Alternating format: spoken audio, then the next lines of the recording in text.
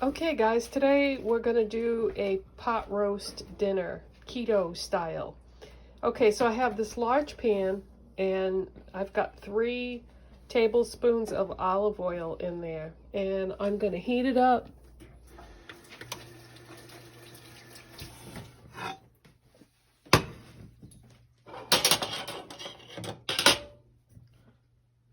Okay, I just wanted to make sure that I had it high enough for that to really glow well. Now what we're going to do is we're going to braise the pot roast before we put it in the crock pot. And I've got a chuck roast. It's 3 1/4 pounds, which is perfect. You want something between 3 and 4 pounds. And so if you don't know what braising means, it means that we're gonna like sear the outside of it and sort of brown it up, and that's going to increase the flavor and the texture of the pot roast. Because you know how when you put things in a slow cooker, it makes everything's like moist and juicy, but this way the outside of the roast will be browned and it'll just give it a nicer texture and flavor. All right, so we're gonna braise the meat now, and because I can't hold the camera and do this too, my husband is going to assist me, so the hands that you see are not mine. All right, he's going to use 2 large forks to hold on to the meat. It's going to give him a better grasp of it. There's our chuck roast right there. Okay, hon, if you want to start. So we're going to braise this meat on all 4 sides. So you just want to get it brown on the outside. So this is a pretty good sized roast. I'm glad we didn't get anything bigger than this, or it wouldn't have fit in the crock pot.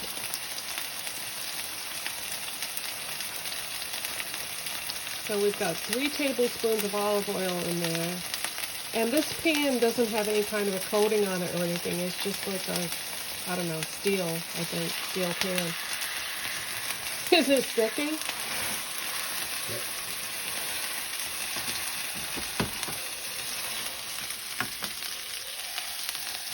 See, I could never have done that, so I'm glad he's doing this part. Oh, yeah.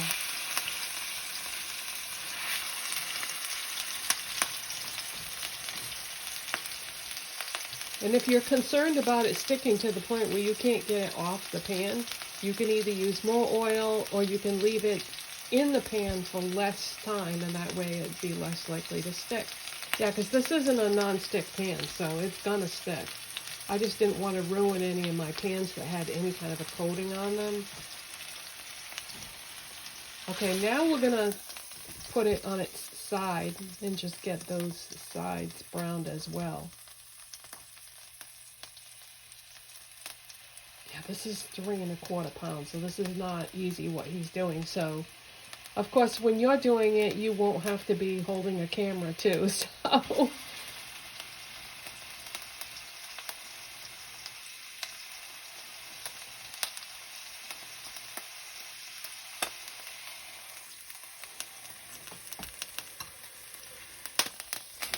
Yeah, I think the fork method was a good idea.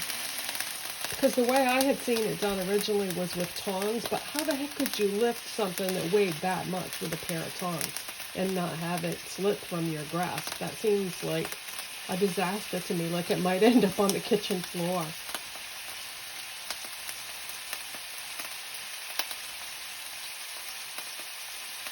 Okay, if you want to give it a little bit more on that side there, try to get that section in the middle there, just for, you know, a few seconds.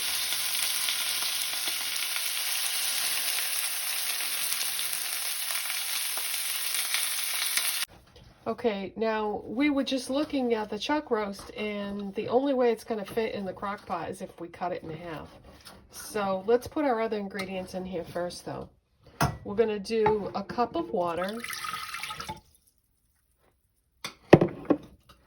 And then we're going to do some beef flavored cooking stock.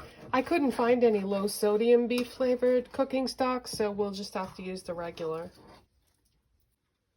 All right, so we're going to pour that in here.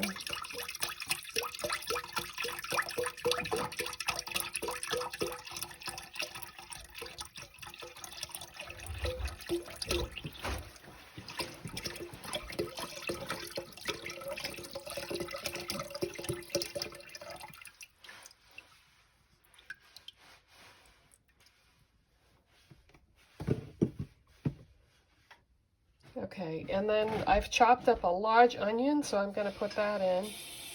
Okay, so that's in. Now, this next ingredient is totally optional.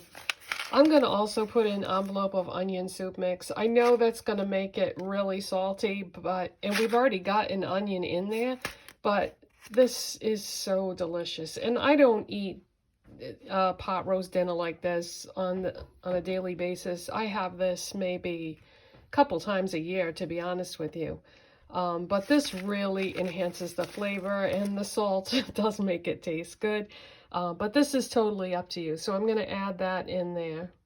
All right, now I'm just going to stir that up because I want to try to make sure that that onion soup mix gets merged with the water really well.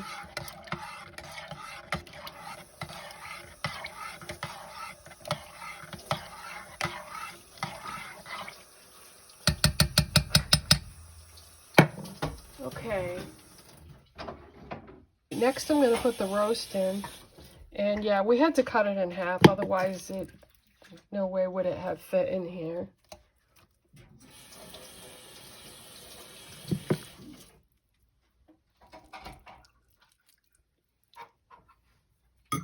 Yeah, that's a good thing we did that. Okay, so I'm going to put the cover on now, and I'm going to put it on high, and I'm going to cook this for 1, 2, 3, 4, 5.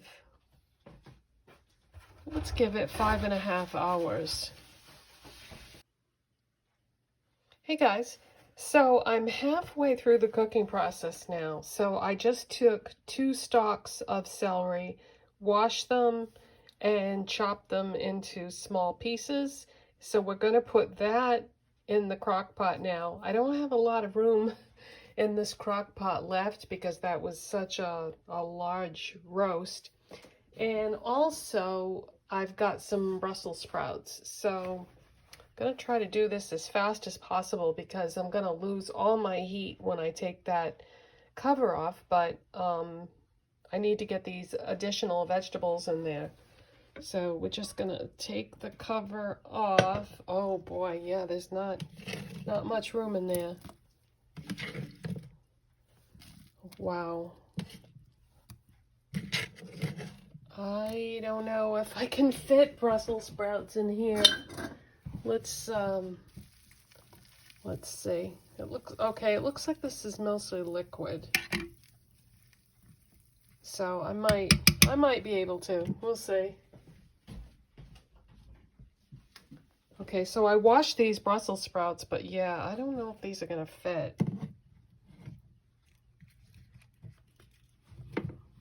So let's see.